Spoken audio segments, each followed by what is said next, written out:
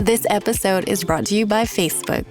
So you were scrolling on Marketplace, and there it was, the bike you'd been searching for. You sent a message, and it turned out the seller was super chatty, kind of funny, and an avid cyclist. The next thing you know, you're in a cycling crew. Well, a community cycling group. The thing about Facebook, you might find more than what you're looking for. From a browse to a bike ride, this summer find more on Facebook. This episode is brought to you by State Farm. Listening to this podcast instead of doom scrolling? Smart move. Another smart move? Getting help from one of State Farm's 19,000 local agents when you choose to bundle home and auto. Bundling, just another way to save with the Personal Price Plan. Prices are based on rating plans that vary by state. Coverage options are selected by the customer. Availability, amount of discounts and savings, and eligibility vary by state. Listen to the heartbeat. Chevy is called the heartbeat of America for a reason. With SUVs made to move with your rhythm. The versatile Equinox tackles your entire day. The spacious Traverse fits your crew and your whole weekend. And Trax brings style with value you can count on. All infused with tech that has your back. So your drive always hits the right chord. Chevrolet. Together, let's drive. This is the Blue Moon Podcast. Manchester City news, discussion and nostalgia. Well, who had before a ball was kicked in the Premier League in the sweepstake for when we'd enter panic stations for the first time under Enzo Maresca? All it took was a 3-0 defeat in Cardiff and a performance that raised more questions than answers in the final pre-season friendly of the summer, and heads were off all over the place. After a decade of unprecedented success, there's a certain vintage of fan who will, at the very least, think we've got our Manchester City back. On today's Blue Moon podcast, we'll discuss the red flags and warning signs from the Community Shield loss to Arsenal, and we'll look at what lessons should have been learned ahead of the match with Bournemouth at the weekend. That's before we even get to the news that Rodri, a player the team has often failed to function without for 2 years, is now a Barcelona player. Also in the show, we'll hear from the City fan and author Alex Timperley. He's talking about his new book, For the Love, which looks at fan activism and the power that supporters have to be a force for good. Plus, with more fake quotes reported as real this week, we're taking a look at the reasons behind a boom in complete rubbish that's being made up online to farm engagement. I'm David Mooney, and talking complete drivel to engagement farm with me this week, I've got City fan Dan Burke. Yeah, speaking of complete rubbish, hello. Hello. And from Sporting News, we've got Don Farrell. Hello, David. You all right? Yeah, not bad, sir. Not bad. It's been a week. I'm going to start off because I like obviously the Maresca era has started off with the 3-0 Community Shield defeat to Arsenal. There was a lot of questions already about what it was going to look like. Has this put the Willies up you a bit, Dom? In a manner of speaking. It's a family show. No, you say it's been a week. So a colleague of mine at work who isn't a City fan, when that news of the Doku injury broke, he messaged going, how come this has taken so long to come out? That's weird. I was like, the game was on Sunday. He was like, that game was only on Sunday. Oh, ignore me. Yeah, so, yeah, I think like this time of year, new season. At this time of day, in this location. Yeah. Jeremy Doku, located entirely entirely on the left wing, so he'll never play on the right. So I think everyone's kind of lost their head a bit with transfer stuff and all the spinning plates for the start of the season. But I know the Community Shield doesn't matter and friendlies don't matter, but the Willies aren't not up me, to answer your question. That's not the phrase, is it? No. Dan, how are you feeling about it all? Because City have lost plenty of Community Shields in the past, but was it the manner of this one? Yeah, I suppose it depends on your expectations, really. Like, I've been, pretty chill all summer, enjoyed the World Cup. The start of the season's kind of crept up on me a little bit, really. And, I wasn't, blown away by the appointment of Maresca, but I thought, we'll give him a chance, see what he can do. It probably won't be as good as the last fella, but at the same time, the last 2 seasons under the last fella weren't amazing. And look at me calling him the last fella. That's disrespectful, isn't it, to our greatest ever manager? But there we go. The previous guy. The last couple of years weren't amazing, so it's almost a bit of a kind of clean slate, blank page for Maresca really to kind of do what he wants with it. And I think there was some talk at the start of the summer that City would sort of get the transfer business done early and look to hit the ground running and really make things easy for Maresca, or as easy as possible. And then you look at the kind of performances over pre-season, which you should never read too much into, but they were reasonably encouraging. I think it seemed like things were on the right track. And going into the Community Shield, I think a lot of City fans probably didn't expect to win that game, but you would like to be competitive against our main rival at the moment, and put on a sort of encouraging display that looks like things are moving in the right direction, and they were bloody awful, weren't they? Yeah, I thought you were going to say put on a show, and I was like, well, they put on a show. Yeah, that's for sure. Yeah, just very disjointed. It doesn't really, and you shouldn't expect this to happen overnight, but it doesn't really look like Maresca's sort of got his imprint on the team yet. It looks a little bit like a sort of undercooked Guardiola City, the way things have started. He hasn't been able to improve the squad a great deal over the summer with just one major signing brought in so far as well. And then the performance, they look miles off it. Arsenal, you would probably say, are kind of the most likely team to win the league again this year, being the most settled team and the reigning champions. They just look a lot more calm and composed and confident at this point, and like they've got everything in place to kind of start the season strongly, whereas City, it doesn't look good at all. And then with the kind of outgoings this week that I'm sure we'll come on to, and the lack of incoming transfer activity, I think people are right to be a little bit worried about the way things are going, and maybe if there were any expectations that were quite lofty this season, people might be recalibrating them somewhat. I mean, a couple of weeks ago, David, you said that you'd convinced yourself that City were going to smash the league this season, so I'd be curious to know where your thoughts are right now. Not quite on that page at the moment. I would say, if you were always returning, felt like a sort of wing and a prayer anyway. Yeah, but if I were returning that library book right now, that page has been ripped out and is somewhere is yet to be found in my house. But yeah, I'm kind of siding with Dom on the Willies not being up me at the moment. I'm a little bit nervous about how things have gone so far. Dom, Arsenal, as Dan says there, Arsenal seemed very, very up for this game, and I don't like doing the whole, well, they seemed up for it, City didn't seem up for it, and there was no hunger there, because you don't know what they're trying, and you don't know you don't know how the players on the pitch are feeling, and what the drives and motivations are, what the instructions are, all that sort of stuff. But it did feel like this was an Arsenal team that was going out into this game to go, we're going to stamp our authority over City this season. And it felt like a City team that didn't have it in them to do that back. Yeah, I struggle with the idea of players not being up for it, because I think it's kind of like a baseline requirement, and I don't think... I mean, if, for example, someone who has rightly had a lot of criticism for his performance the weekend is Ruben Diaz, I don't think anyone would ever accuse him of not being up for it. He's captain motivation, isn't he? But I think it's easy for teams to look like they're not up for it when there's a lack of comfort and clarity with the plan. Not as much conviction in what you're doing. I know obviously Arsenal had Guimaraes making his debut, and the lad Solis on the wing, who was fantastic. But it's a very, very settled squad with a settled way of doing things. Couple of new signings just plug in and play. Like the way, I would argue playing much more pleasing on the eye football, but like City were under Guardiola. So it's pretty straightforward to look sort of up for it then. I mean, for example, I know we might talk a little bit about the new documentary that's just come out. During that terrible run in the 24-25 season, I don't think it was for lack of effort. It was, there was injuries, and they'd messed up a transfer window. Things were kind of breaking down in the team structure. It wasn't people weren't trying and weren't up for things. It's all a bit of a mess.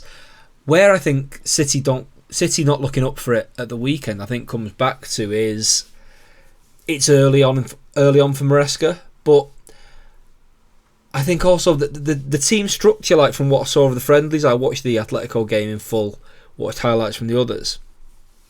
They've looked pretty easy to get out of possession against everybody. And if the K-League All-Stars are having some joy, it's fair to expect Arsenal will. Yeah. The thing that, and there'll be people with a sharper tactical eye than me that'll have a better idea on this, but it just feels like out of possession, the gaps are all too big. Well, I was going to say, does it feel a problem? I mean, it took Arsenal 24 seconds to find a gaping hole between the right centre-back and the right-back. you can put that down to... I don't know if you can put that down to like an individual error that has left that gap open. But when those gaps are consistently appearing, it feels less like individual problems, if that makes sense. Oh, I mean, so Kovacic, Anderson and Foden were ostensibly a midfield three. Obviously, Foden is a 10. At what point were those three ever anywhere remotely near each other? Do you know what I mean? It felt like they were all playing in different areas of Cardiff. So, yeah. I think the most willies up me thing about the weekend is it was a really bad performance, but it wasn't like after what I saw in pre-season, I was like, God, where's that come from? It's like it kind of certainly out of possession and them being easy to get at. I think that's kind of been there the last few weeks. So and again, friendlies don't matter. It's very early in Maresca's reign. There's plenty of time to iron all this out, but I think I'd like to see those underlying things look a bit better. It's like you said, you can lose Community Shields. You can lose them quite heavily. They've done both those things in the past, but it's kind of the way it happens, and it wasn't great. Yeah, not necessarily in the post, but kind of on the mantelpiece, ready to be posted. If that makes sense, that's where the letter was. You've got a jiffy bag. You're looking for the marker to write the address on it. Yeah, or you're in the queue at the post office, ready to buy the things to send it. Yeah, ready to buy some midfielders. Hopefully. Yeah, well, we'll get to that. Dan, we're touching on the defending a little bit there, and obviously, like this stems a lot from the goalkeeper and then the back four, and kind of we've talked endlessly about whether certain people are the right fit for what certain teams want to do, but like. In terms of the shape and the setup, like if they are aware that Donnarumma struggles with the build up and he doesn't have the same ability to progress the ball as other keepers have had, shouldn't there be more there to help him? Some people are beyond help. I think that's the problem, isn't it? Like, yeah, I mean, yeah, completely. We talked endlessly last season about what an odd signing that was and how City never really made it work, and especially in terms of the distribution with the ball at his feet, he just was very, very sloppy, caused lots of problems for City, and it seems like they still haven't really found a solution to that. And in the meantime, they have shipped out a goalkeeper who, I wasn't like one of these people who was overly enamoured by Trafford and thought that he was like the answer to everything. I think he's got a lot of raw potential and could have been a great goalkeeper for City if he'd stuck around and good luck to him. Hopefully he'll go on to be a really good one somewhere else, but I don't think he was completely the answer for City necessarily. But when it comes to the way that the team played with him playing, it was definitely a lot smoother in terms of like building up from the back. And one of the things that you kind of look for Donnarumma is that at least he'll make some good saves. He'll bail the team out now and again. He might come and catch crosses. I don't think I've seen him come and catch a cross since Arsenal away last season. That was like the sort of pinnacle of that, where you thought, all right, at least we've got a goalkeeper who comes and catches crosses now, unlike Edison. And he seems to have forgotten how to do that after doing it amazingly well in that one game. And again, you shouldn't judge people too harshly on one off day. He's obviously had more than one off day during his time at City, but that was a particularly bad one against Arsenal at the weekend.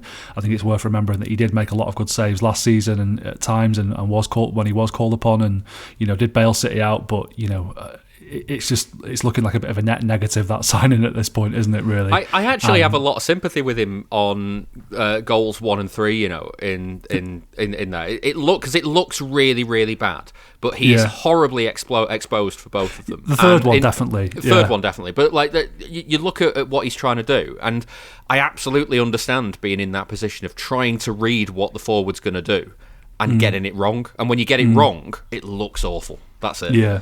Exactly, yeah. Which, it happens. But maybe read it better. Sorry. I mean, that sounds dumb.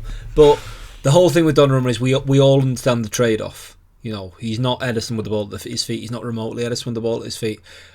But, and to be fair, I don't think Sunday was a howling day for him with the ball at his feet. That's who he is. That's what he is. The trade-off is there's going to be big saves and big moments. Not just getting sat down by Odegaard for the third goal, and there's loads that goes on before that and third goal, but the people who criticised Ederson, like always conceding off the first shot on target, that sort of thing. I think on all the goals, even though the second one looks messy, I think the fact that Havertz doesn't make a massively clean contact actually, in a weird way, probably leads to the whole kind of slapping the ball into the net off his head. It all becomes a bit of a mess. I think whenever you've let two guys clean through on goal and you've got a chance inside the 6-yard box, you can't be saying, "Oh well, the goalie's got to save those." You clearly got to avert the danger before it's got to that point.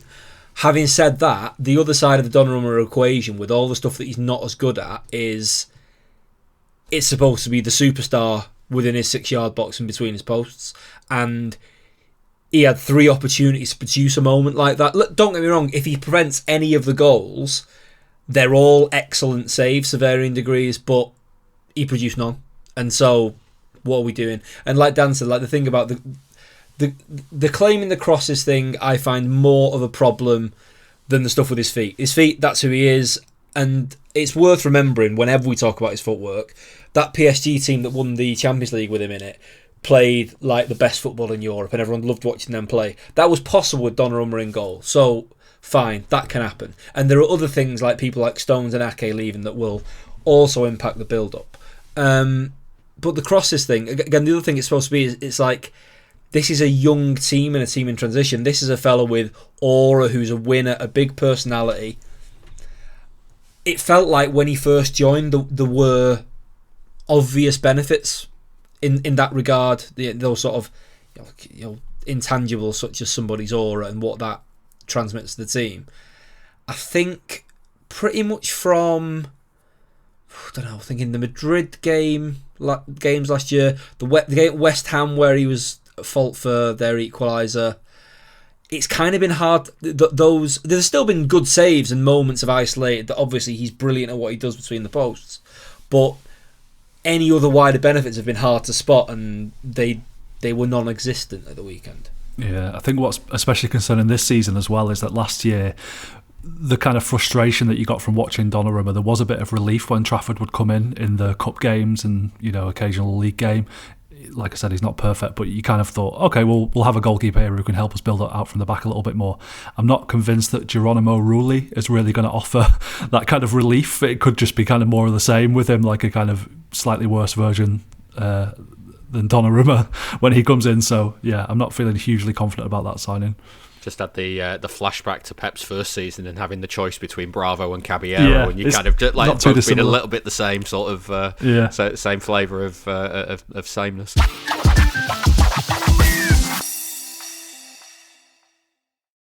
This episode is brought to you by Facebook. So you were scrolling on Marketplace, and there it was, the bike you'd been searching for. You sent a message, and it turned out the seller was super chatty, kind of funny, and an avid cyclist. The next thing you know, you're in a cycling crew. Well, a community cycling group. The thing about Facebook, you might find more than what you're looking for. From a browse to a bike ride, this summer find more on Facebook. This episode is brought to you by State Farm. Listening to this podcast instead of doom scrolling? Smart move. Another smart move? Getting help from one of State Farm's 19,000 local agents when you choose to bundle home and auto. Bundling, just another way to save with the Personal Price Plan. Prices are based on rating plans that vary by state. Coverage options are selected by the customer. Availability, amount of discounts and savings, and eligibility vary by state. Listen to the heartbeat. Chevy is called the heartbeat of America for a reason. With SUVs made to move with your rhythm. The versatile Equinox tackles your entire day. The spacious Traverse fits your crew and your whole weekend. And Trax brings style with value you can count on. All infused with tech that has your back, so your drive always hits the right chord. Chevrolet. Together, let's drive. Nostalgia episodes are available for members each week, where you can hear things like this. If you could have an opening day that kick-starts a new era and encapsulates how we were going to play more perfectly, I think this is the one. This was Pellegrini's first game. This was all of Mancini's players peaking.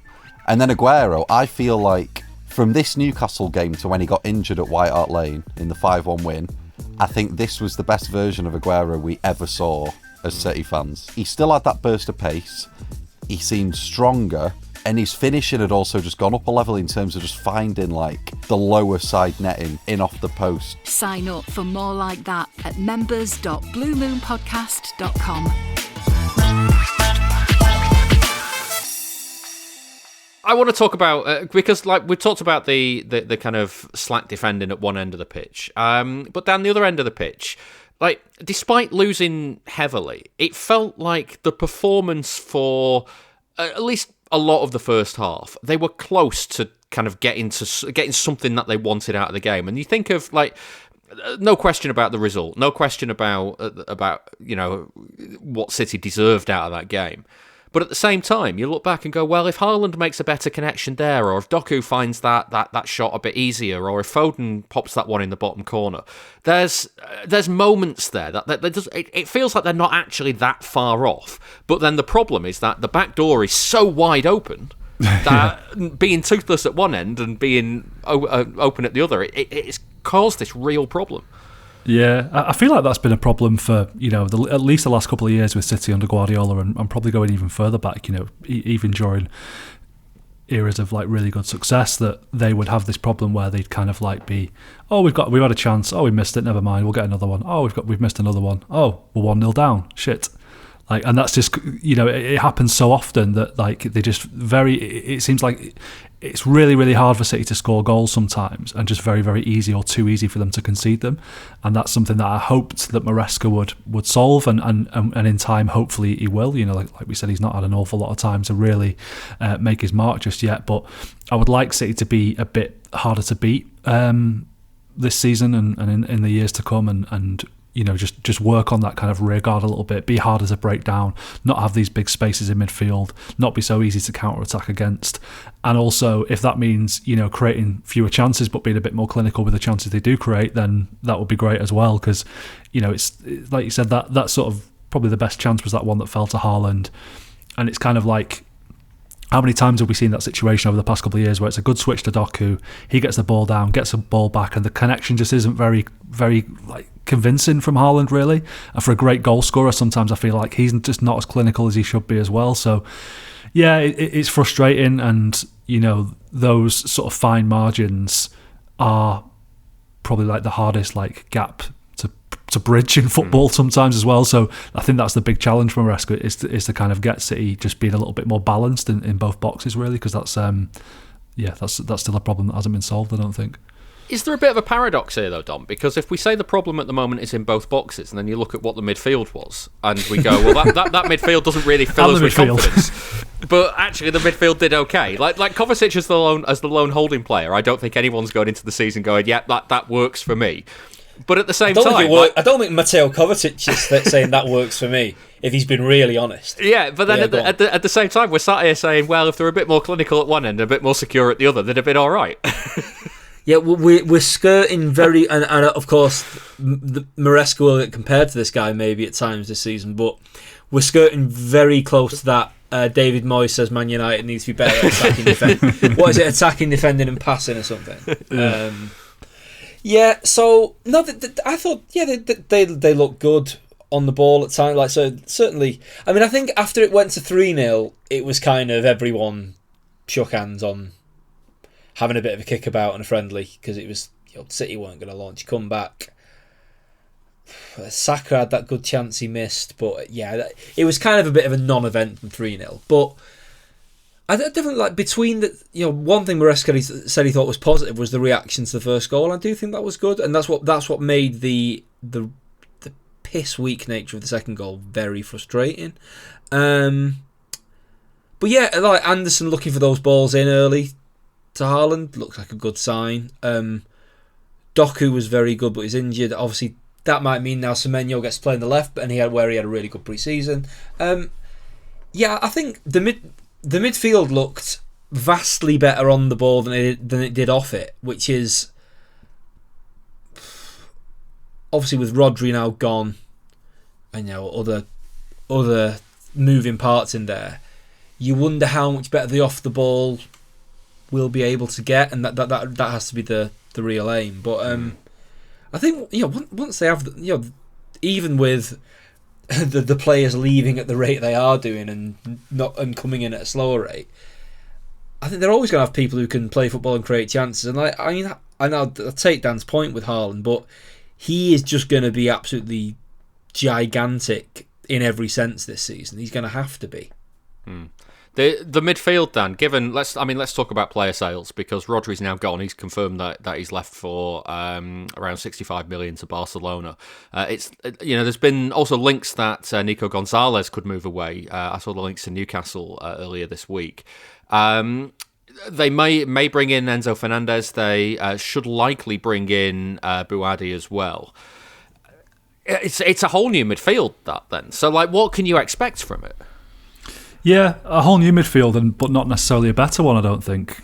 Could even argue it's maybe a worse midfield than what we had before, which isn't very encouraging. Yeah, so, obviously Rodri leaving, I don't want to say the writing's been on the wall for a while, but I think the longer the kind of contract saga dragged on, and, the situation with him wanting to go back to Spain at some point and what he did at the World Cup, I think, it had been coming all summer, and it would have been probably a little bit foolish of City to just cling on to him, although that would have been my preference, I think, just keep him for one more year, kind of capitalise on this probably last peak year of his career, and then if that means losing him for free, I think that's a loss we can absorb ultimately. And now he's gone.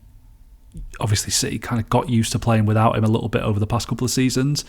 Largely, I would say, thanks to Nico Gonzalez doing a pretty good job as deputy and stepping in. And, I thought when he played last season, 9 times out of 10, he was very decent. But Pep didn't seem to fancy him very much. Maresca possibly doesn't seem to fancy him. And now they're looking at shipping him out. And it's this big overhaul. I really like the signing of Anderson. I enjoyed watching him for Forest. I thought he was great for England at the World Cup. And I think he will add something to City. And it's a lot of money that's been invested in him, but if he does 5 to 10 very good years at City, then it's a worthwhile investment. And Bouadi, I don't know much about him apart from the kind of hype around him, but it seems like he's a very talented prospect, and again, a lot of money being spent. Not someone you'd expect to come in and really sort of make a huge impact this season necessarily, but we'll see. And then Enzo Fernandez, I just do not get that one at all. I don't get the price tag. I don't get the kind of where he would be played, where he would fit in. I don't know if the recruitment strategy being based on seemingly Maresca saying, I really want this player and it doesn't cost how much, I don't care how much it costs to get him, and the club just going, go on then, we'll get him for you if that's what you want. I don't know if that's a very sensible approach, and it sort of prompts a lot of questions about the recruitment strategy in recent years, which I think at this moment in time looks really poor. So yeah, I don't think that we're starting this season in better shape than the one that we finished last season in. We've lost a lot of leaders there and a lot of good players, and it's a lot to kind of bed in. Even if they bring in 2 or 3 more players before now and the end of the transfer window, I think it's a lot to bed in, and it's going to take time for it to all gel. So it's hard to feel too confident about that at the moment. And I think Kovacic is quite unfairly maligned by a lot of people. I think a lot of people really don't like Kovacic, and I've enjoyed watching him and think he's made some decent contributions to City, especially in his first year, but he looks a bit past his sell-by date at this point, and it's kind of puzzling to think that he would be staying at the club and Nico Gonzalez would be moved on. But yeah, it's just really hard to understand the strategy at the moment, really. I would say past his best before, but not his use by, if that makes sense. Yeah. Well, it's his contract though, isn't it? He's got 1 year left. He's 32. They're not going to sell him for any great amount of money. I guess there's a market for Nico Gonzalez, and while I concur that there's been times Nico Gonzalez has been useful and they had that winning run with him in the team. I think it is notable that now he scored his goal in the FA Cup semi-final, then had a bit of a nightmare at Everton, not alone in that game, and was basically never seen again. You for all the limitations that everybody can see with Kovacic, now both Guardiola and now Maresca have each gone, I'd rather select him ahead of Nico Gonzalez. I mean, I personally, I'd feel sort of more secure from a City point of view at the weekend if it was Gonzalez and Anderson in the central midfield, but that's clearly not going to be the case. And if he's behind, if he's not starting now, and they're trying to bring in Bouadi and Enzo Fernandez or somebody else, then what's the point in him staying, I guess? If, it's been a funny few transfer windows, and I think City had never, certainly for all the Guardiola Begiristain era, City had never really done panic buys. But the state the club were in the middle of the 24-25 season, I think you can definitely call some of that winter window. Obviously, Kusanov is everyone loves him. He's going to be great. Had a great season last season. I think Marmoush and Gonzalez are the ones you look at that they were as close to panic buys as the modern Manchester City does, I think. It's funny, you look at that winter window from 2025 and Kusanov's probably not the one I would have expected to be the solid one out of the major signings they made that winter. Well, that's it. He's the pretty unqualified success, isn't he? Yeah. Nico Gonzalez wasn't in the team all the time, despite the fact Rodri was injured. Then he played a bit when Rodri was injured last year. Then there was, I don't know. Me as a sort of a basic idiot thinks, we'll play him. He's the obvious holding midfielder. But I think there've been far too many good judges who've just gone, no, we'll try something else. Remember after he got dropped at the end of last season, there was one game when Reinders played as the number 6. It's like, it felt like Guardiola was maybe Guardiola was just like knew he was leaving, so he was just doing some daft shit for his own entertainment. Let's not rule that out. But he seems to be jumping through several hoops not to pick Nico Gonzalez by the end of the season. And there was that interview he did where he said, I don't mind if I don't play a minute.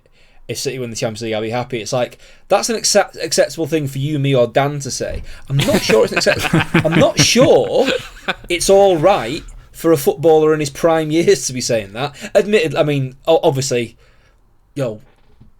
whisper it quietly. People are listening to this, I know. Sometimes footballers tell fibs to journalists. I am aware that happens. It's happened to me before. But it was a bit of a weird thing to say, wasn't it? Yeah, incredibly strange thing to say. But there we are. I've just trying to think back as well, Dan, because you said about Enzo Fernandez and City perhaps moving heaven and earth just to get Maresca, the guy that he really wants. Did they ever do that for Pep? Maybe not. No, I mean it felt like they kind of had this very sort of determined approach a lot of the time, where they would say, we're not going over this figure, and if you want more than that, forget it, the deal's off. All I can think of is players that Pep really wanted, and then City went, well, we're not paying that, and then that was that. Exactly. Yeah. And I don't know if that is actually what they're trying with Chelsea with Enzo Fernandez, and hoping it's just a bit of like brinkmanship that they'll win ultimately. But yeah, they just seem to be paying over the odds for these players, and I don't like it. Yeah. Can you imagine Chelsea doing an arbitrary pretend deadline to Cheeky Begiristain? Cheeky would have been, off you pop, lads. Get me my La Liga release clauses spreadsheet straight away. Chelsea's pretend deadline, like when there is a very well established deadline quite soon regarding transfers. It's reminding me a little bit of on Friends, where Chandler wants a pretend plane ticket. It's like, if someone wanted a deadline and you didn't want to give them the real one, what would you give? If a child wanted to play with a transfer deadline, yeah. Enzo Fernandez is going to Yemen or something, I don't know. Yeah. Well, speaking of Rodri as well, did you see what Rodri had to say following his move to Barcelona? I told Manchester City that if they don't let me join Barcelona, I will not play for them till my contract expires, then join Barcelona for free. It's the sort of quote that could really make you feel differently about a player, especially as there's been a bit of a split in what the fans think over his departure. But we should also be very, very, very clear here. It's fake. He never said it. It's one of the latest incidents of a social media post intentionally spreading disinformation for engagement. Look closely and you can see that the account, which is sponsored by a betting company, claims to post fiction and satire, but that isn't immediately obvious in each of its posts, and as a result, it hasn't stopped nearly 300,000 people seeing it and plenty of people believing it. This week on the show, we're talking about fake news.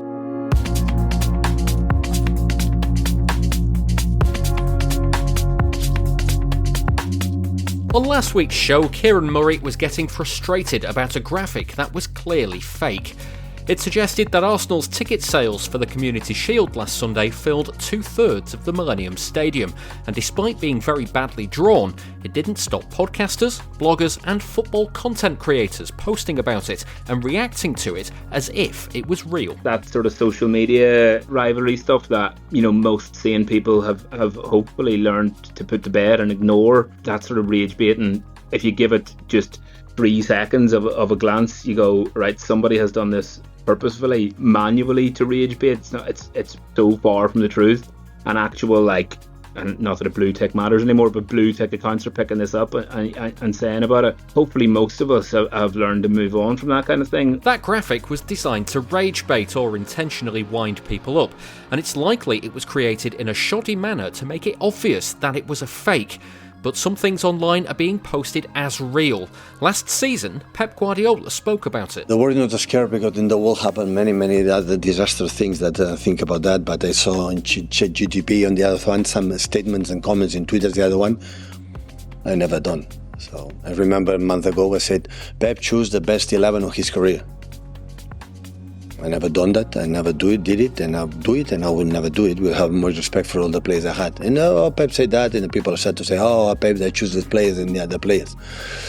And of course, I'm concerned because they put words in the people like it's even a public figure. It doesn't matter the subject.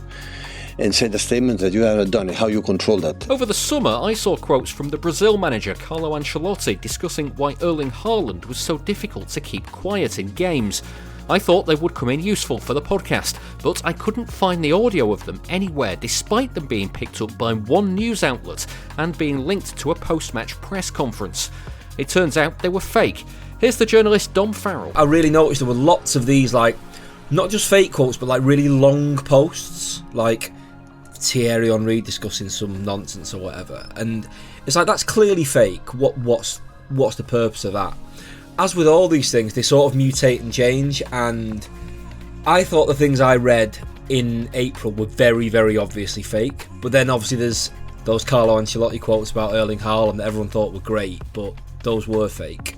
But they got through ITV's fact checkers, and Mark Pugac discussed them live on air at the World Cup. The Athletic's Sam Lee has a similar example from what he was working on during the World Cup. The Mbappe, 6,055 players in Europe's top 20 leagues were ranked on defensive contributions, and he was second last, 6,054 or something.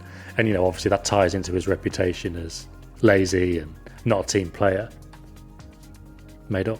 I put it in the article last week about the Mbappe and Messi thing, and then asked Opta, is this from you? And they were like, no, it's not from us. And it was everyone will have heard that stat and just gone, oh right, okay, and just gone, yeah, sounds believable. And it's just completely made up. There is a difference between fake information being posted maliciously and by accident, though. Quotes that have been made up by an AI and posted as real is disinformation, but Sam says that sometimes stories he's reported have been misquoted, and it's hard to tell if it's being done with the intent to mislead people. He also suggests it might change what his job actually is. Sometimes people will just make stuff up that I've said. Sometimes it's taken out of context, sometimes whatever. But now it's I've kind of considered, and this obviously, it wouldn't really be our place to do it, but it's if there's such little trust in what you can read, does it become our job? Whereas, if there's a quote attached to, let's say, Haaland, and everyone's taking it as read, it's should we just ask Haaland's people and just go, is this true? And then is it our job then to just tweet out, oh, by the way, this isn't true, just so people do know? Is that our responsibility? What? I don't know. It's a weird kind of situation at the minute. I say at the minute, I can imagine it's only going to get worse. And at the same time, Dom says that while he doesn't think there should be any tiny violins out for the journalists, it is presenting more of a challenge to accuracy, and being unable to know what you can and what you can't trust is a problem. Things like this are making Twitter less and less useful as a news source, and are increasing the argument that I should just throw it all away and become a better functioning person. But we're supposed to spot these things. This AI, it's all part of a broader thing of misinformation that's been going on the last 10 or 15 years. As a journalist, it's your job to kind of spot that stuff. If you're someone just scrolling through the feed at your leisure, why would you think they were fake? Do you know what I mean? There's so much of this stuff that's dressed up to look completely legitimate, and that's clearly part of the play. You know, it all feeds into like how the blue tick is now rewarding really boring, long, rambling nonsense. You AI that, and you see more of that stuff that's slop as well. But it's rubbish created by machines, following the lead of rubbish created by humans. And Dom says that he was almost caught out by fake quotes over a piece he was doing last season on Nico O'Reilly. The main interview I did for this, because it was a piece on O'Reilly before the World Cup, I spoke to one of his former youth coaches. It was the same day as, do you remember the really entertaining press conference before the Everton game? Guardiola was like very much in this thing in May where he was doing loads of chat about all sorts. I was working on that O'Reilly piece at that time, so I'd done this interview on the day of the Everton presser. So there was a lot of him about, and when I was pulling it together, I saw some quotes online with talks like Nico O'Reilly, and now I'd not heard these in the presser, but I thought, oh well, there's so much Guardiola content out there at the minute, maybe this is here. And I read through a couple of paragraphs of it, and it felt a bit off. But then there was a bit where the start of one paragraph said, "I'm so happy with him, more than you believe." It's like brilliant. They've scraped AI of like famous Guardiola phrases and just thrown it all in. But again, this is a post that I wasn't following whoever this was. This is a post that had been shared, hundreds of thousands of times and liked the same amount of times. Over the past 6 months or so, we've had emails and messages to the podcast asking what we think of something a City player has been reported as saying, only for it to turn out that the quotes have been entirely made up for engagement online. Ancelotti didn't explain what makes Haaland so good. Rodri didn't refuse to play for City if they didn't sanction a sale. Guardiola didn't pick his all-time best 11. Before you react to something you see on social media, it's worth asking a few questions. How does this make me feel? Is it trying to get a reaction out of me? Are there signs that this might be AI generated or made up for clicks? It's never been easier to fall for something fake.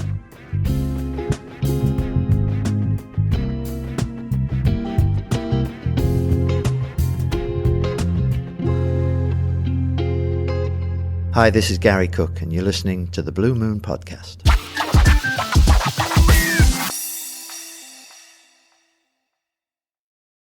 This episode is brought to you by Facebook. So you were scrolling on Marketplace, and there it was, the bike you'd been searching for. You sent a message, and it turned out the seller was super chatty, kind of funny, and an avid cyclist. The next thing you know, you're in a cycling crew. Well, a community cycling group. The thing about Facebook, you might find more than what you're looking for. From a browse to a bike ride, this summer find more on Facebook. This episode is brought to you by State Farm. Listening to this podcast instead of doom scrolling? Smart move. Another smart move? Getting help from one of State Farm's 19,000 local agents when you choose to bundle home and auto. Bundling, just another way to save with the Personal Price Plan. Prices are based on rating plans that vary by state. Coverage options are selected by the customer. Availability, amount of discounts and savings, and eligibility vary by state. Listen to the heartbeat. Chevy is called the heartbeat of America for a reason. With SUVs made to move with your rhythm. The versatile Equinox tackles your entire day.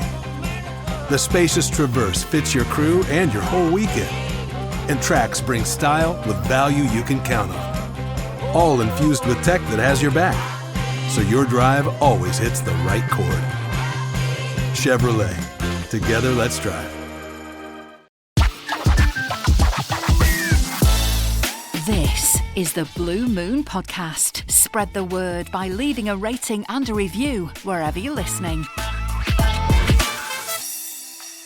So Dom, you were I spoke to you for that piece. You talked about the Nico O'Reilly piece that you were writing and the quotes that are around there. Do you ever catch yourself just idly scrolling and you read a quote and think, oh, that's an extraordinary thing, and then the penny drops a minute later, actually it's probably not true? I think I've got a bit better at it now, but like as the piece discussed, it's sort of the likes of us lot who work in the media, it's kind of our job to be savvy for that. I think it's a pretty crazy expectation to put on people that are scrolling their feeds just for a bit of football enjoyment, a bit of transfer dopamine, to have to be decoding whether it's written by a human or not. I mean, the ones that are catching me out at the moment are like the like things like the fake David Ornstein account, but they post in exactly the format that he does. It's like, God, grow up. Just go and get a hobby. These people doing this, it's like, what? What they should do is introduce some sort of verification so you can tell if it's the real person. Yeah, some sort of tick. Yeah, almost like that would be a good idea, wouldn't it? Yeah.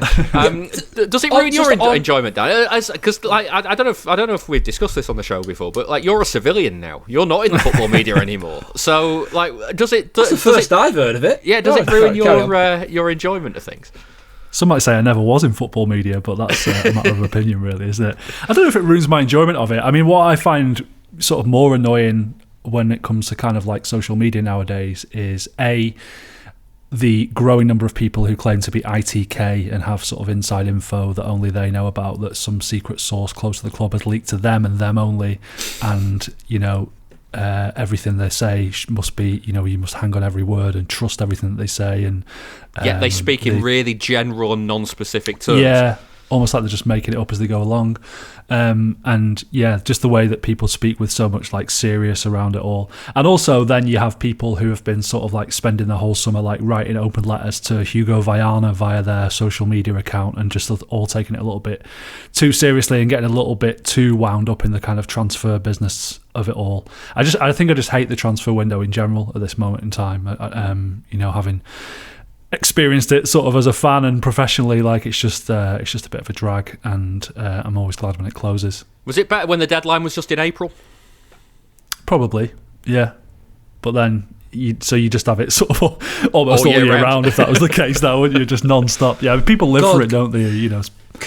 Can you imagine that? Like the current the number of arbitrary climate, deadlines Chelsea could set before April. Oh, amazing. But no deadline. It just would go on and on until that March, April. Oh man. The funny thing about that Rodri quote that you started this whole section with, though, as if you need to make up mad inflammatory shite that Rodri said. I mean, I know. Just speak to the nation of Scotland. Do you know what I mean? Or that time when he, because they're talking, actually, there's probably a little bit of karma here, because there was that thing last season when Rodri coated off all the referees in an interview situation and then blamed the media for making it up. It's like, no, mate, you said that. It's on camera. What are you doing? So, yeah. Hey, maybe he's fair game. I don't know. What goes around comes around. Yeah. Yeah. Right, it's Bournemouth at home to kick off the Premier League season. Dan, we talked a lot there about the Community Shield and kind of reassessing feelings. Is there a little bit of fun in all of this? Because it's very unknown. Like, 2 new managers, City off the back of that result with a brand new squad. Genuinely not sure what we're going to get out of this. That feels quite exciting, doesn't it?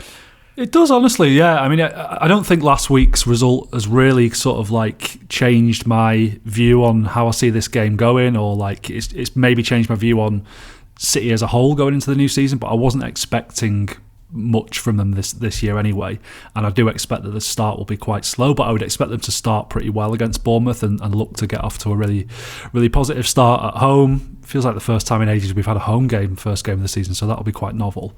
And I think what I really just want to see in the early weeks of the season is like clear evidence that City are being managed by a different man right now, that it's not just, Maresca kind of DJing on what Guardiola was doing, that he has sort of like addressed some of the flaws of the last couple of seasons, or has sort of made moves towards addressing them. I don't know why you're laughing. My head just went. It just said Manchester City open brackets Enzo Maresca remix. Well, that interview, didn't he? Said he likes house music, so maybe he's the man for throwing some tunes on. Yeah. I'd just like to see some new kind of tactical ideas, something a little bit different in terms of like formations, or, the way that City like approach certain situations. I think we just got very, very used to how things were under Guardiola, and it's not going to be the same again, and I'd just like that to be quite clear from the off. Yeah. Dom, how tricky is Bournemouth as an opening game at home? Because it's one of those. I mean, it's very easy to say there could be better opening games, but there could be worse, and there plenty of games fall into that. But it's one of those games that you feel like City should win, but it's a new manager, new players, like have all got like maybe teething problems and that sort of stuff. Yeah, I mean, it's a new manager for them as well, isn't it? And I mean, Marco Rose. Yeah, I don't know. I'm going to Paul Merson so many managers' names this year. All the best to our kid who's just took over at Newcastle. But yeah, Marco Rosa is like he's a good coach. Don't you know? I mean, I'm sure Dan will know more about him, been in the Bundesliga and stuff. But he's taking over from Iraola, was like had a very sort of defined and intense style. So they'll be having a bit of an adaptation as well. But yeah, they've got a lot of players who are dangerous on the break, dangerous running through wide open midfields. I don't know. So there's a bit in the documentary. Feels a bit of a minefield, this one. Yeah. There's a bit. I mean, there's also added context to this that City have now started being linked with Alex Scott, who plays for Bournemouth. So maybe like kidnap him at full time. I don't know. But there's a bit in the documentary where it's half time in that game where they got a hiding off Tottenham 4-0 in when the wheels properly came off. At half time in that, when Guardiola's trying to pull them back around, he basically says something along the lines of, don't worry about the fans, and like, because when things go wrong they get and it's like, he's basically just saying City fans are a bunch of mards at the first sign of trouble, and it's like, do you know what we are? Yeah. That's like guilty as charged there, mate. So it's one of those things where to do a good old cliche, the first goal's huge, yeah. If like, imagine Haaland just does one of his biggest man in the world, knocks a centre half over and bangs one in the top corner, it's going to be party time. If City have the ball for 10 minutes, do very little with it, and then Bournemouth score from their first shot on goal, it's going to get very the stadium could be interesting. Yeah. Not quite main road levels, but no, it's, no, but it is that main road muscle memory that's still in there, despite all the success. There's we got our City back. We've got our Manchester City back. Is what I was is as I said at the start. Is there any ground in the country where the fans don't react like that to like things going badly though? I know people talk about like Anfield. Palace, and stuff. They used to start going. Which is up next. Brilliant. God, the first 2 games of the season look great, don't they? Fantastic. Yeah. I don't know. You're probably right, Dan, but I think the Etihad can be particularly groany. There is the pressure valve of the "Come On City" song, which is generally only sung in times of tension. Be interesting to see what time "Come On City" cranks up on Sunday, because I reckon we could go early. Yeah. I also saw, I don't know how you feel about this, but Bournemouth, Dan, beat Genoa 10-1 in pre-season, which like immediately I went, oh, that's a bit of a result. And then when I looked into it, it was played over 120 minutes for 4 30-minute periods. That's not on, is it? That's Donald Trump's wet dream, that, isn't it, I think? Yeah. Yeah. What's that about? Please don't have that as the episode title. You see, you've broken my cardinal rule now. Is that because you've referenced it as a possible title, it now cannot be a title? That's how that's how it works. I'm happy with that. I'm happy with this bit making the edit too. Yeah. Right. Let's also do this. It's a quiz on the first games in charge for new City managers. Now you understand, Dom, why I was desperately scrambling around to get 2 City fans on this show. Right, it sounded a bit like you were scrambling around to find the quiz button. Is that in a different place this season? I had a different window open, and so I had to go and find it, which made me just look like an old man on the video. So there that was the real quiz, right? Yeah. You know, when your dad gets his phone out and he's just like, I know it's here somewhere, but I can't quite find the right app. It's like that. Yeah, it was like that. Right, the quiz. You know how it works by now. 6 questions, 3 each. Pick a number, get the question behind it. Dan, would you like to go first or second? I'll go first. Okay, 1 to 6. What are you having? 3. Number 3. Okay, who is the only manager whose first game took place overseas? Ooh, Mark Hughes. Correct. Yeah, 1-0. Okay, Dom, over to you. 1, 2, 4, 5, or 6. 5, please. Number 5. Who was the last City manager that shared their nationality with a player that scored in their first game in charge? Oof. It's a bit of a thinker, this one, so I'll let you have a minute. Yeah, I think so.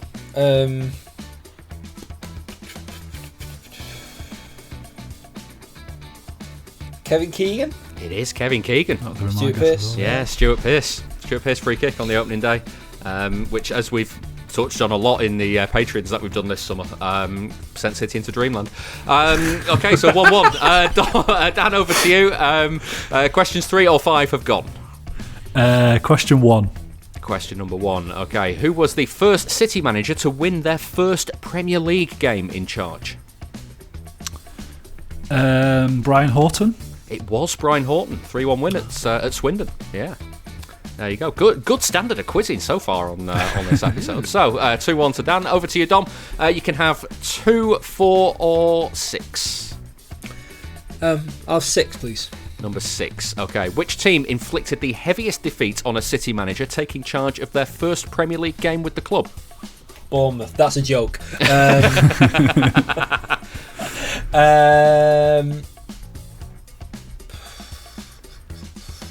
Which team inflicted the heaviest defeat on a City manager taking charge of their first Premier League game with the club? Aston Villa. No, although I can see what you've done there. Yeah. Because it's actually Charlton. Joe Royle. Joe Royle, yeah. Ah, yeah, but not not his first game. It's his first Premier League game. Hence your emphasis on Premier League. Yeah. Got you. Okay, so 2-1. Dan, you can win it here. You can have question 2 or 4. Which would you like? 4. Question 4. Okay, which player has scored in the first Premier League game of 3 different permanent or caretaker managers? Ooh, blimey.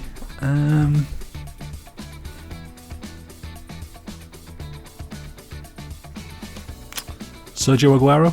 It is Sergio Aguero. Pep Guardiola, Manuel Pellegrini, and Brian Kidd is in there for good measure. Yeah, I was thinking Brian. Yeah, Reading, right, wasn't it? Yeah. Reading. There you go. Okay, so 3-1. And Dom, you can just save a bit of face with question number 2. Who scored the first goal of the Roberto Mancini first game in charge? Was that Martin Petrov against Stoke? It was Martin Petrov against Stoke. There we go. So 3-2. Congratulations, Dan. Good standard to kick us off for this season. Yeah, great levels.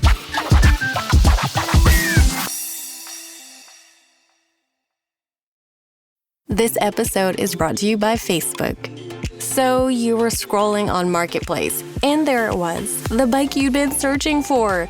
You sent a message, and it turned out the seller was super chatty, kind of funny, and an avid cyclist. The next thing you know, you're in a cycling crew. Well, a community cycling group. The thing about Facebook, you might find more than what you're looking for. From a browse to a bike ride, this summer find more on Facebook. This episode is brought to you by State Farm. Listening to this podcast instead of doom scrolling? Smart move. Another smart move? Getting help from one of State Farm's 19,000 local agents when you choose to bundle home and auto.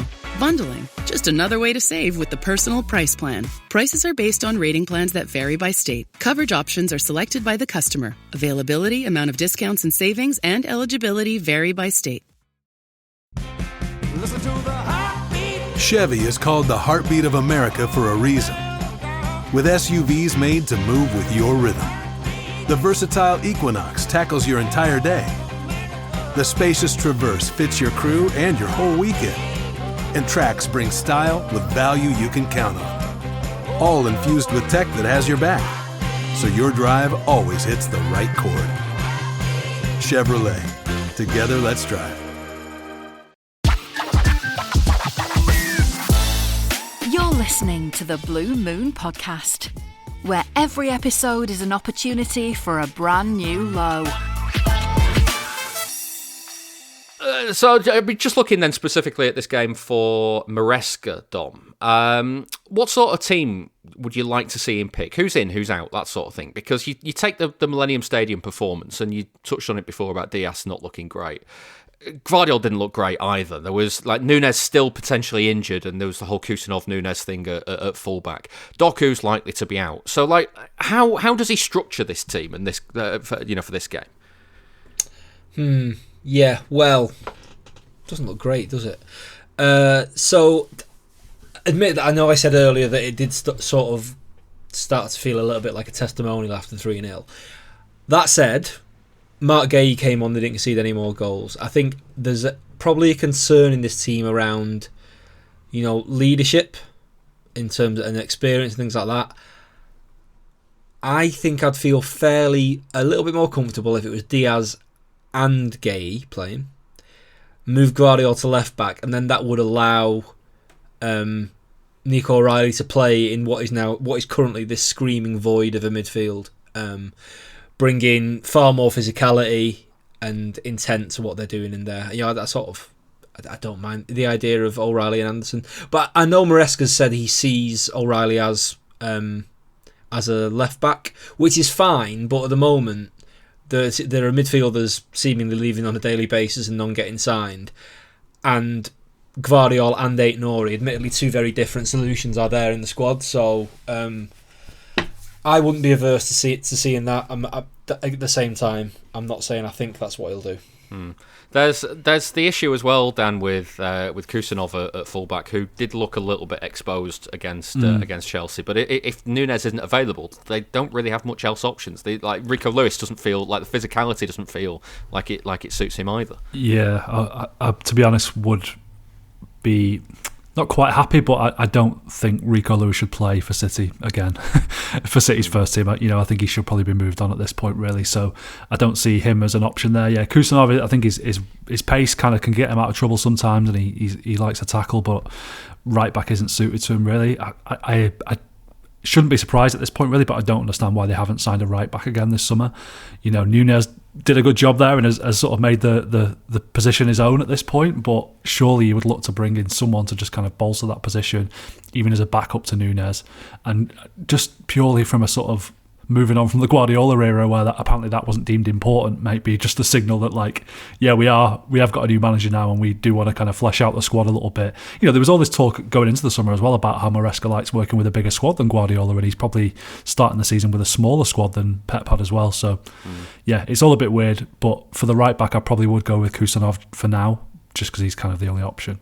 Bit of Aït-Nouri further forward. We saw that a few times in pre-season, possibly, Dan. Yeah, I don't really like the idea of that either, to be honest. Yeah, got 2 in 2, didn't he? Demon in front of goal. Yeah, I mean, the left wing's interesting to say the least now, isn't it, with Doku been out, because obviously Grealish played 45 minutes in the Community Shield. I don't think surely not. No, that's not the great Remontada we promised. But he plays there, or do you play Aït-Nouri on the wing to start? Again, that feels a bit not great. I think, considering the pre-season form he was in, you play Semenyo over on the left to try and do some real damage, and then I don't know, Foden or Cherky out maybe on the right. And I know that doesn't fit in with what people have said, what a Maresca winger is, and he wants his wingers high and wide and attacking the fullbacks. At the moment, he's got one fit winger that wants to be at the club, so we can't be too picky. And I've said elsewhere, I'm actually a big advocate for Foden on the right wing to try and help get him out of the prolonged funk he's been in. It's easy to forget, because we've all wanted Foden in central midfield for years and years and years, that he ostensibly played most of the season he was player of the year on the right. Admittedly, that was with a fullback bombing around the outside of him, but I just think there's a lot to be said for saying to Phil, go out there, just attack the fullback, attack the box, score goals that could be freeing for him. On Rico Lewis, and I totally see the idea that people have... We all seem to have decided that, bless him, he's just far too small. Guardiola talks about that all the time, didn't he, in presses? It's like, it's not like he can... there's not like he can do about that, mate. Anyway, just a sort of devil's advocate, because I do see the point where it seems like it's kind of at the end of a story. And I know people have been moaning about that contract extension he got last year.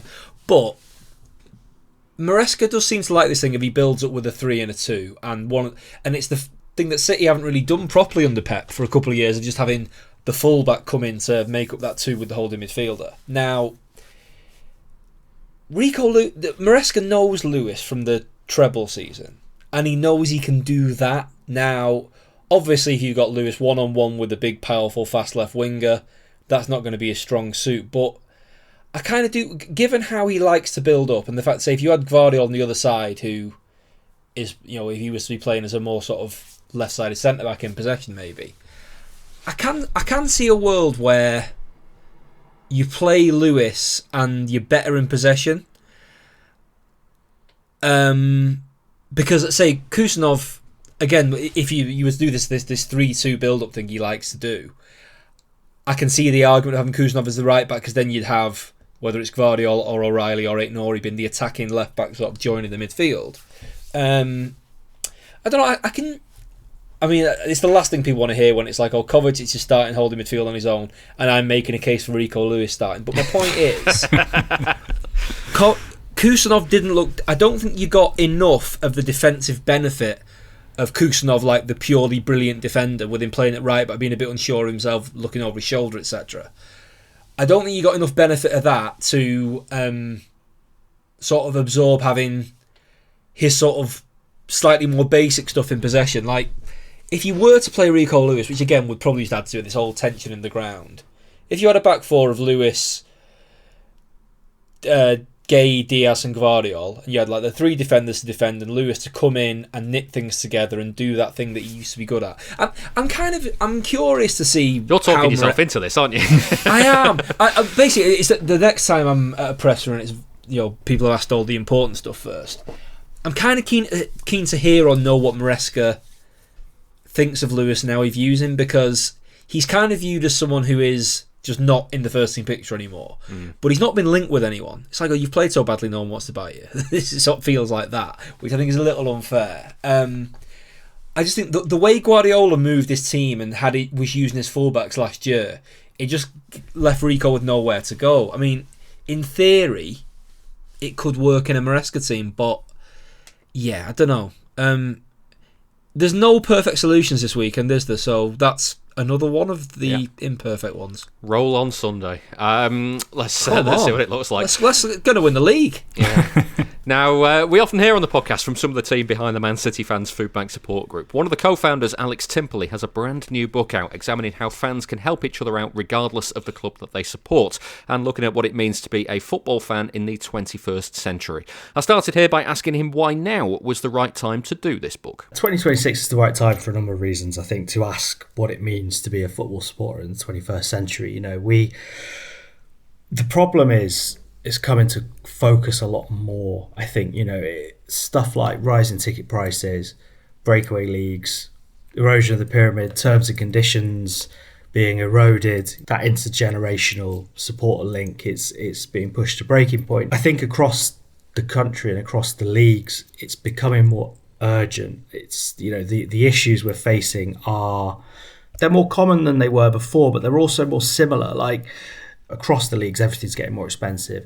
Everything's getting less accessible. Clubs are taking more liberties across the board. And so it was the right time. And then on the other side of it, supporters are more organised than ever, both at their own clubs, like we've seen at City.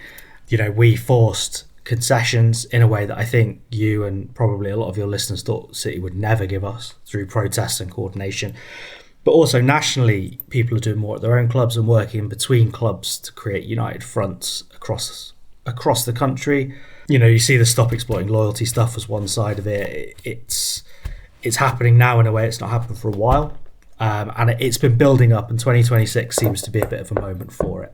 When you consider kind of everything in, like, all of those little aspects that kind of come together to make this big kind of melting pot of bad things that are affecting football fans and squeezing football fans from different angles, what do you think it means to be a football fan at the moment? Because when you signed up, we just wanted the team to win, and it doesn't really feel like that anymore. No, I think really it comes down to this difference between what people like you and I and people listening would consider to be the point of football, the purpose of football, and what the people who own clubs, who run broadcasters, who operate all the connected industries, whether it's, you know, advertisers, gambling, airlines, what they see the point of football as. There's a fundamental unbridgeable divide there. You know, they see it as a commercial operation purely. We know that, yeah, there's always an element of commercialism in football. Of course there is. You have to pay footballers. You have to switch the lights on. You know, you have to do X, Y, Z. But fundamentally, to us, it's about more than that, right? It's history, it's family, it's emotion, it's just joy, and it's, you know, I made a point in the book that a football clubs in most little towns across the country might be now in this era where industries are gone and everything is kind of monoculture, and you know, we all do the same things, we all work in the same service industries. You know, in a lot of towns across the UK, their football club might be the only point of difference, which puts them on the map, and actually that means something. And if you've got 4th, 5th, 6th generation of going to the game, it means something more than purely commercial, and that's the big divide really. And I think that demands a response from supporters when the people on the other side of it, who have all the money and they're buying the clubs and they're making us pay to watch football in 4 or 5 different subscriptions, you know, they're doing all that because they see it as a purely commercial exercise. If we don't see it as that, and we want it to remain something which means a bit more, then we need to get together, we need to do something about it. And I think what it means to be a football supporter is changing, because I think there's unavoidably an element now of not us against them, but we do have to work together, and we have to be really clear that football's about something more than just money. Otherwise, it will become what we don't want it to, and that's why I think it means we need to fight and not just accept it. Where do you think the balance is, though? Because the match-going fan and the importance of the match-going fan is almost as... There's that paradox there that you mentioned in the book, that like almost like they aren't important at all to the commercial outcome, except they are part of the commercial product that is sold. So where do you strike the balance? Because if people will pay for it, if people will pay for Sky Sports, for TNT, for Amazon Prime, for all of the places that you get the football, then surely the commercial answer will be, well, people are paying for it, so that's okay. That, like, the market is there. Yeah, definitely. And it's a really interesting question, and it kind of strikes at the heart of it, because at the same time, you know, the club are actively courting fans from around the world who will pay to watch. They'll pay for all the subscriptions, they'll do this, that and the other. And this isn't a point about those supporters. You know, it's someone wants to support City, it's fine by me, I don't really care. But the club sees them as numbers on the spreadsheet, and that's the reality of it. You know, they see those as customers, whereas we see ourselves as supporters. Presently, I mean, we talk about this at City till the cows come home, but there's no real consultation in my eyes at all with supporters, and so decisions are made by temporary executives which, you know, they'll be gone in 3 years, but they'll put in place policies which affect our children and affect our parents and our grandparents. So the balance isn't there at the moment. I think there does need to be a level of consultation, and there does need to be an understanding and some mechanism, which, I mean, the football regulator's not it at the moment. But there needs to be some mechanism where clubs are forced to take supporters into account when it comes to these major decisions. You know, you look at a really good example is the Chelsea Pitch Owners Association, right? And the fact that the supporters are organised, that they hold that asset and they refuse to give it up, gives them power over the club. And that's what we really need, because at the moment the power seems to be all one way. And I mentioned earlier, it's not just the richest clubs. You know, what the richest clubs do sets the tone for everything else. So you wouldn't have cryptocurrency YouTubers buying small football clubs if clubs like City and ones at the top hadn't been bought by super rich people, and it turned it into a kind of PR play thing, you know. So I think there is a balance. Like, I'm not one of these people who thinks that football can run without any sort of commercialism. It's not feasible. But at the moment, the balance is too far the other way. Even clubs, you look at Liverpool, like, where there is supporter representation through Spirit of Shankly, didn't mean anything when actually Jeff Bezos is now buying into the club, and he's got a mechanism to buy the whole club if he wants. You know, we need more. The balance needs to be more the other way, and the only two routes to that are supporters banding together and making it happen, forcing it to happen, or government action. And as much as the regulator is welcome, the government isn't going to do much more than that. It's unlikely. When you talk about kind of fan engagement, I mean, if City were here, I'm sure they would point to City Matters as a way to engage with fans. It's part of the problem here that there are many types of fan. We are intrinsically linked. We are all City fans. We all have that same mantle. But at the same time, when we're asked for our opinions might differ over various different things of that. I would say so, and I would say that not City in particular, but the clubs, we can use that term because they're all shareholders in the Premier League. They all act in their combined interests. They would love nothing more than a divide between people like us and people who might live in America, to pick the current example, and come to one game a year and watch on TV the rest. If you're a City supporter, you're a City supporter. I think I would say gently that people who choose a club from abroad should probably bear in mind that the reason they know about the club and they chose to support it is probably because of the history and emotion and everything generated by the more local fans. I'm not going to make any sort of statement about who deserves more, but I personally think if I chose to support a club in America, it would behoove me to back up the local supporters if they were having issues, because it works both ways, right? It's all very well saying I live on the other side of the world and I'm as much as a City fan as you are, and that's fine. But also I would say, on the other hand, we're saying, well, we're City fans too and we've got an issue. And I think fans who live abroad or support clubs for other reasons other than I live really close to the stadium should include themselves with the other supporters and take part and back us up, because we are welcoming you and we don't see them as units on a spreadsheet. We don't see them as customers. If you're a City fan, you're a City fan as far as I'm concerned. But the other side of that is, if you want the benefits of being part of a club, I suppose, a group, then you have a responsibility to stick up for the other people in that group. It's the responsibility of fans abroad to say, okay, I may not be affected by this, but if I am a Manchester City supporter and I'm part of that and I want to identify as Manchester City supporters and I want to be part of that because I love the atmosphere, I love the history, I love the humour, I love all this, I am going to say you should back us up, and that's part of it. Yeah, and this isn't as a book. It's not about Manchester City. I mean, we're talking about City because you and I are both City fans.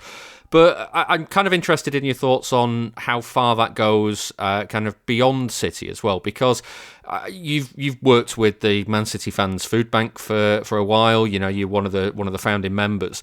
One of the things that the food bank has done is quite vocally and quite be quite present in other fan bases' discussions with their clubs, and kind of like in that sort of you scratch my back, I'll scratch your back sort of way. How does all of this make you feel when you see constant rivalries springing up between different fan bases? Does it strike that same sort of chord with fan of this club versus fan of that club? Is it again just really trying to avoid that us versus them mentality? Yeah, absolutely, and I think you're right. I mean, rivalry can be healthy, rivalries can be unhealthy, and I think you're only human if you see some absolute moron who supports another club going on about this, that, or the other, and don't get annoyed occasionally. I think that's perfectly normal. To be honest, we've all been there. But I would also say it's all noise. A lot of it's online. It doesn't matter. Yeah, the book's not about City, but let's take the example of City because we did something extraordinary with the protest, right? We've done extraordinary things with getting disabled parking charges reversed. We've pushed the FA back on the Charity Shield boycott, but that's been possible because we've just ignored it. Like if you take on board things like the percentage of people who sit on social media all day and go on about empty seats, then you'd never get anything done. Big victories are won by small groups of dedicated people bringing everyone else along with them. That applies at City, it applies between clubs as well. There's fans of other clubs are working together more than they have for a long time. Stop Exploiting Loyalty was one example of it, but there's all sorts of other stuff going on, and that's achieved by ignoring the noise. The clubs copy each other because actually the clubs understand that their interests are shared. They all fall out in public, don't they? But all the executives from those clubs all get pictured together having dinner in hotel lobbies, don't they? Because they all work together to decide policy. And if we want a really good example, right, is kick-off times, games being moved at the last minute, fans sent on the Odyssey, the second Odyssey on Boxing Day or New Year's Day. If we want that to change, we need to work with everyone. All we achieve by getting distracted by all the nonsense is we just limit what we can do. Well, I don't want people to come away from this feeling like it's all doom and gloom, because, I'm interested to know what your thoughts are for the future of football. The book is called For the Love, and it kind of looks at why we all do all of this and why we are invested in the sport. So what is the future? What is the positive outlook of football as the nation's sport?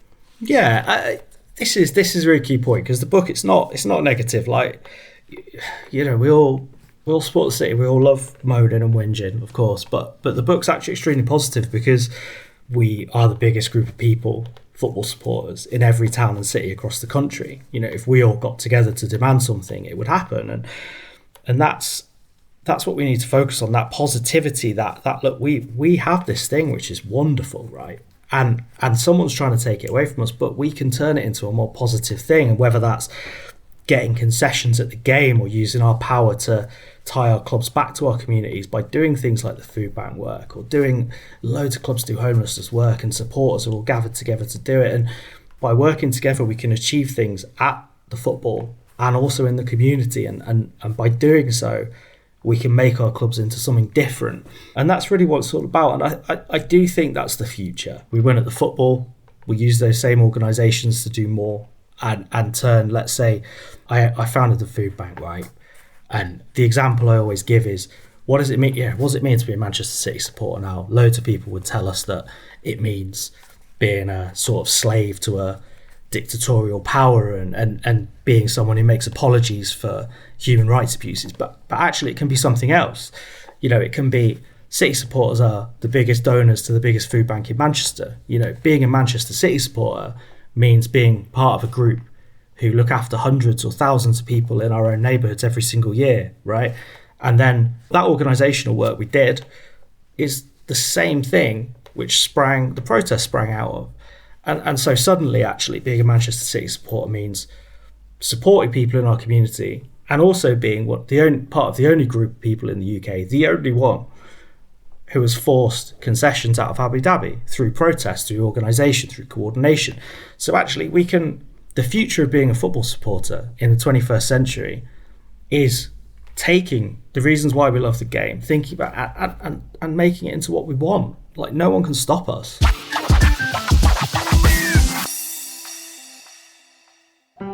You see stats pop up all the time about clubs and players, and you want to know that exact thing about City. There's an answer. statscity.co.uk. Want to find out all of the players who played alongside club legends like David Silva, Sergio Aguero or Vincent Kompany? Or maybe you'd like to know which team found it hardest to score past Joe Hart. You can find out City's record in every competition, at every stadium, and under every manager. Just go to statscity.co.uk and browse away. That's statscity.co.uk. This episode is brought to you by Facebook. So you were scrolling on Marketplace, and there it was, the bike you'd been searching for. You sent a message, and it turned out the seller was super chatty, kind of funny, and an avid cyclist. The next thing you know, you're in a cycling crew. Well, a community cycling group. The thing about Facebook, you might find more than what you're looking for. From a browse to a bike ride, this summer find more on Facebook. This episode is brought to you by State Farm. Listening to this podcast instead of doom scrolling? Smart move. Another smart move? Getting help from one of State Farm's 19,000 local agents when you choose to bundle home and auto. Bundling, just another way to save with the Personal Price Plan. Prices are based on rating plans that vary by state. Coverage options are selected by the customer. Availability, amount of discounts and savings, and eligibility vary by state. Listen to the heartbeat. Chevy is called the heartbeat of America for a reason. With SUVs made to move with your rhythm. The versatile Equinox tackles your entire day. The spacious Traverse fits your crew and your whole weekend. And Trax brings style with value you can count on. All infused with tech that has your back. so your drive always hits the right chord. Chevrolet. Together, let's drive. Get ad-free episodes for just £2 a month. Sign up at members.bluemoonpodcast.com. That was City fan Alex Timperley. If you'd like to get a copy of his book, it's out now. It's called For the Love, How Football Supporters Can Change the World, and it's available from Halcyon Publishing, or just search for it online. We will finish with a listener question. Get in touch for future episodes. contact@bluemoonpodcast.com is the best way to do it. You can also find us on Blue Sky. Just search for bluemoonpodcast.com, and on Instagram, search for Blue Moon Podcast as well. James has been in touch to say, does City's recruitment concern you? At the end of last season, Khaldoon spoke about having plans and wanting to give Maresca the best possible platform for success. How does letting the best players leave and leaving replacements until, at best, days before the season fit into all of that? Dan, you talked earlier on about kind of the strategy. How far back does this go as an issue now? Because you hear people talk about not replacing the treble team and not refreshing that like at the time. Dom was talking before about, the potentially kind of looking back, you can potentially review the January 2025 as there were panic buys in there. How big should these questions be of the recruitment at the moment? Pretty massive, I would say. I mean, I think people have a lot of kind of unqualified opinions about the job of sporting director and what they should be doing and what they're doing wrong, and I think people kind of oversimplify it a lot, probably based on playing computer games and seeing how easy it is to sort of sign players and sell players on there, and they forget there's like a lot of variables that go into it. There's a lot of money at stake, which brings its own pressure.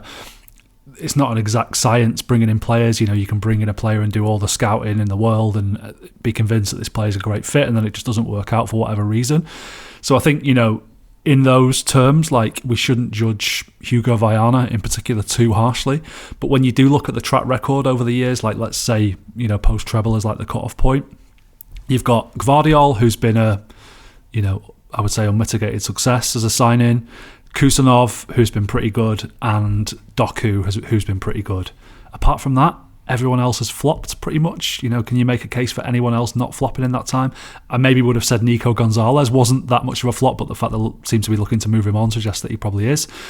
So I don't think it looks great for Viana in that time period. I think, Cheeky Begaristan got an awful lot of stick from the fans when he was here as well, and people are kind of looking back on his work with rose-tinted spectacles now and thinking, oh, maybe we should have, not been so harsh on Cheeky.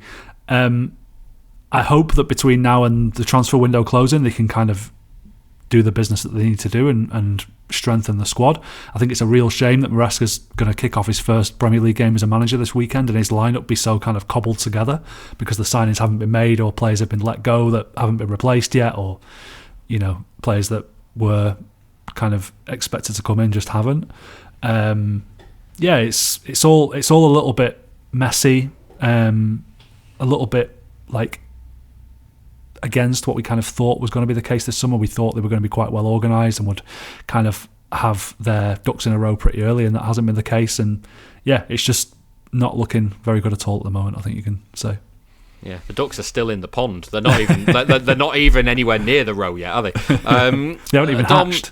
Yeah, they've not hatched. Yeah, Dom. The other side of this is it feels like we're constantly kidded that this will be the year that City get all of their business done nice and early, and the squad will be settled into going into the next season, and then it'll be like well, the noises are that this guy, it's nearly done. Oh, the season's started. Like it just seems to happen every year. This. Didn't we have it last year, though, where they got the business done pretty early because of the Club World Cup, and you thought, oh, everything's sorted now, and then the season ended up being not great.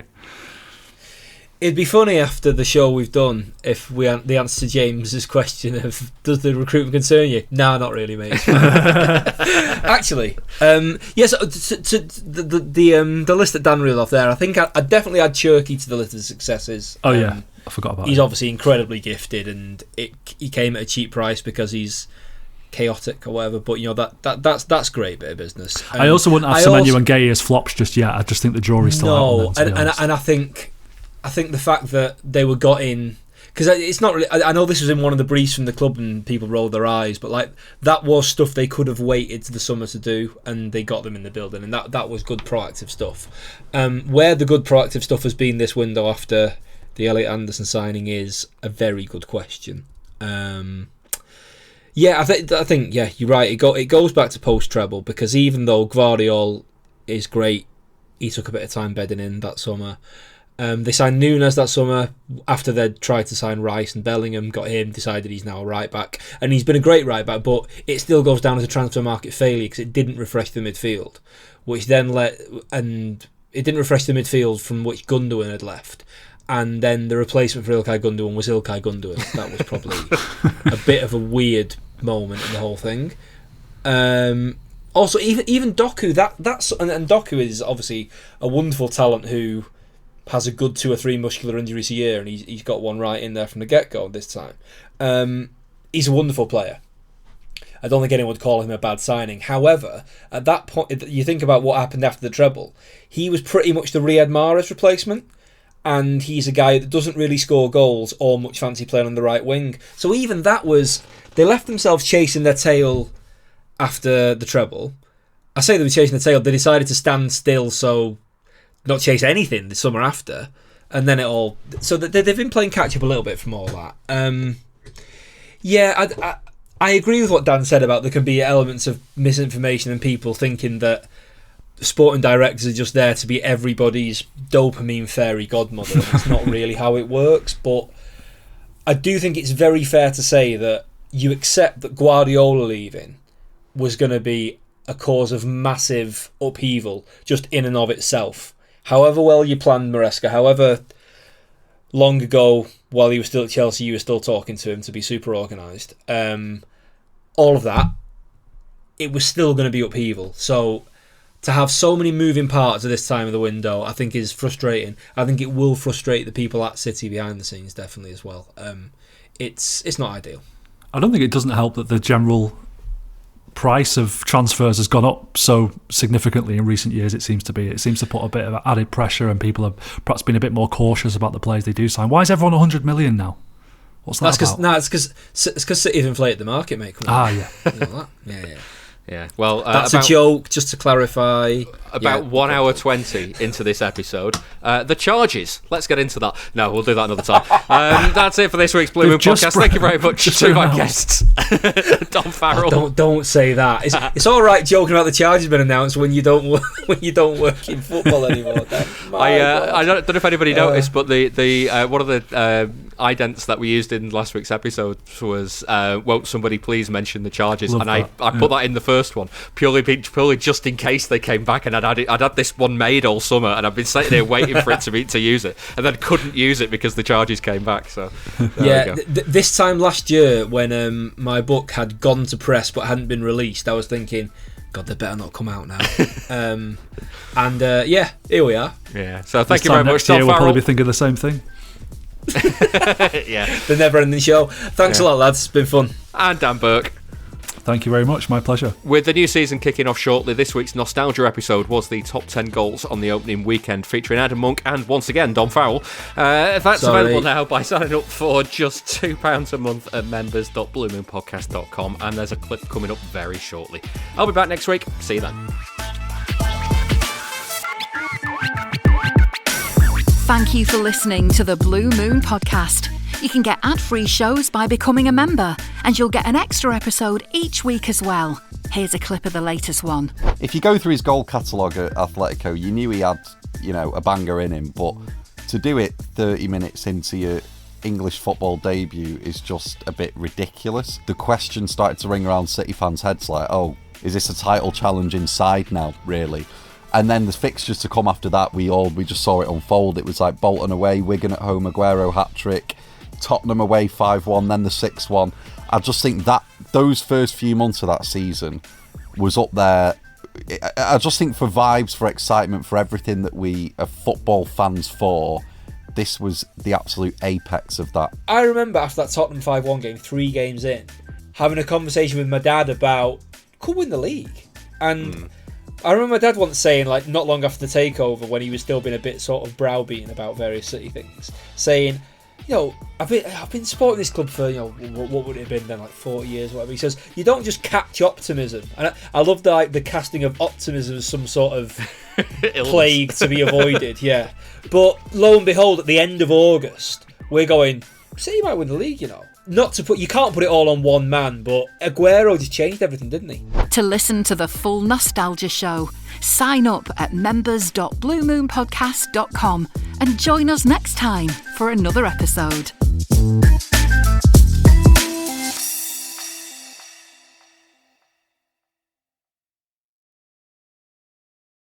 Close your eyes, exhale, feel your body relax, and let go of whatever you're carrying today. Well, I'm letting go of the worry that I wouldn't get my new contacts in time for this class. I got them delivered free from 1-800-CONTACTS. Oh my gosh, they're so fast. And breathe. Oh, sorry. I almost couldn't breathe when I saw the discount they gave me on my first order. Oh, sorry. Namaste. Visit 1-800-CONTACTS.com today to save on your first order. 1-800-CONTACTS. I didn't like what you said, Odin pauses, about the future. This is the love story of real Hinge couple Odin and Edward, written and read by me, Curtis Garner. Listen to the free audiobook now.